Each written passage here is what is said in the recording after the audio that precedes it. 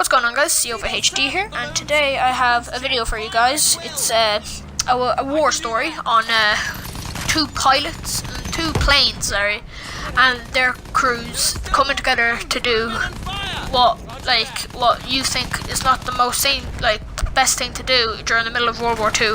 Come together and try and help each other, but they did this in the means of trying to survive in the Norwegian wilderness. The planes that we're following and their crews is the crew of the German Henkel HE-11 bomber and the British Blackburn Skua, which had shot down the German bomber and then crash landed soon after.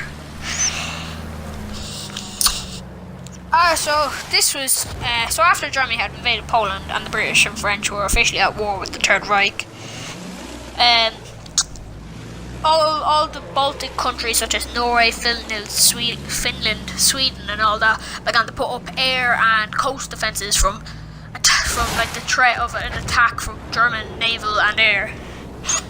And the Germans kept on attacking them that's why they put up the defence, because they wanted to get because Sweden at this time was enriched with iron and steel, iron and all those ores that they needed to fill their war machines, so coal and all that, so they could build their tanks and stuff. And much of this iron came through Norway, and mostly the northern port of Narvik, which was of special importance because the iron could be shipped from there when the Baltic Sea was frozen and treacherous during the winter. As Europe descended into total fuckery, Norway began mobilising its army, navy and air force to guard against Germans trying to violate Norway's neutrality. And by 1940s, Hitler was resolved to invade Norway to secure its strategic importance for the war effort against the Allies. The entire Norwegian campaign lasted from April 9th till June the 10th, 1940, until the German invasion of France shifted the bulk of Allied forces south and Norway was captured. So basically it took them about 2 months took Germany 2 months to capture Norway. Jesus Christ. So then the Norwegian government decided to run away to London to be protected.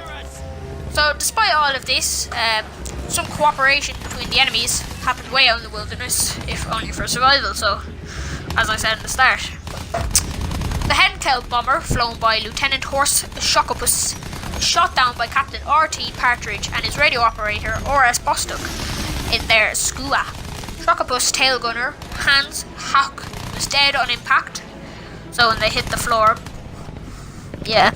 but Schokopus, along with Untero Fizozir, have some notes here, just have all the names down, it's just nuts.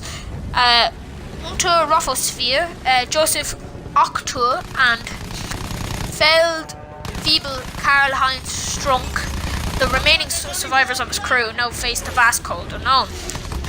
But they weren't alone, as Partridge and Bostock had crash landed on a frozen lake not too far away after their engine failed, as Hans Hock had shot it out. So he did something before bad things happened.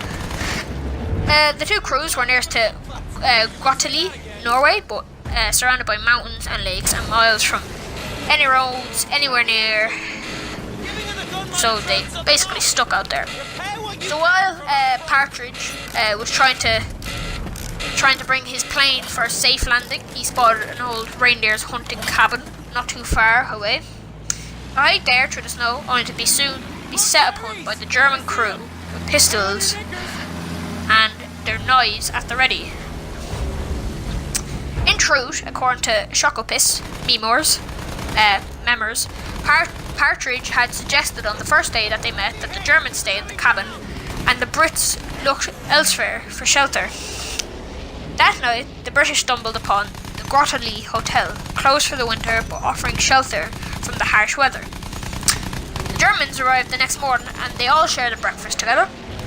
Partridge and Strunk left that day to search for people and hopefully save both crews from dying. it would be no use to either party to be found dead from starvation. The season finally changed. They quickly found a Norwegian ski patrol close enough to the hotel that Bostock could hear the shot being fired, which he assumed was Fed Weeble Strunk killing his captain. But it was Strunk who lay dead, reportedly shot by the ski patrol as he reached for his pistol. Shokopis and Octo were taken into custody by the Norwegians, turned over to the British, and were eventually sent to a POW camp in Canada, POW, prisoner of war camp, where they spent the remainder of the war. Partridge and Bostock, under suspicion of their cooperation with the Germans, managed to convince the Norwegians that they were at least English by showing them their uniforms, tailors and labels, and a half-crown coin. Also, through a huge stroke of luck, the commander of the ski patrol happened to have some mutual acquaintances with Partridge. And that acquaintance was that Partridge's sister. That was his brother-in-law. That's just lucky, isn't it? And the two British flyers were set free and hiked to Alisund, a town on the Norwegian coast, many miles away and under heavy German attack. The ships that were supposed to evacuate them and other British soldiers never arrived, so they stole a car and drove to the northeast to Andelsnes, where they managed to secure a passage back to England.